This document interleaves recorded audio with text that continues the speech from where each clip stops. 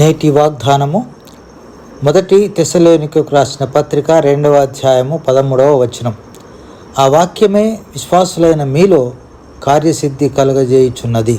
ప్రియ దైవజనమా, ఆ వాక్యమే శరీరధారి అయి ఈ లోకంలో జన్మించిన యేసుక్రీస్తుని, ఆయన సర్వ మానవాళి పాపాలకై ప్రాయశ్చిత్తం కలువరి సిలువలో చేశాడని తెస్సలోనిక సంఘానికి అపొస్తలుడైన పౌలు, సిల్వాను, తిమోతులు సువార్త ప్రకటింపగా వారు నమ్మి పౌలును, సిల్వానును, తిమోతులను ప్రేమించారు.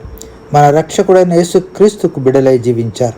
సువార్త ప్రకటించేది పౌలైతే కార్యసిద్ధి విశ్వాసమును కలుగజేసేది యేసుక్రీస్తే. దేవా, రాబో ఉగ్రత నుండి మమ్మల్ని తప్పించడానికి నీ ప్రియ కుమారుడైన యేసు ప్రభు వారిని ఈ లోకానికి పంపించి మమ్మల్ని రక్షించినందుకే వందనాలు. యేసయ్య నామమున ప్రార్థిస్తున్నాం తండ్రి. ఆమెన్.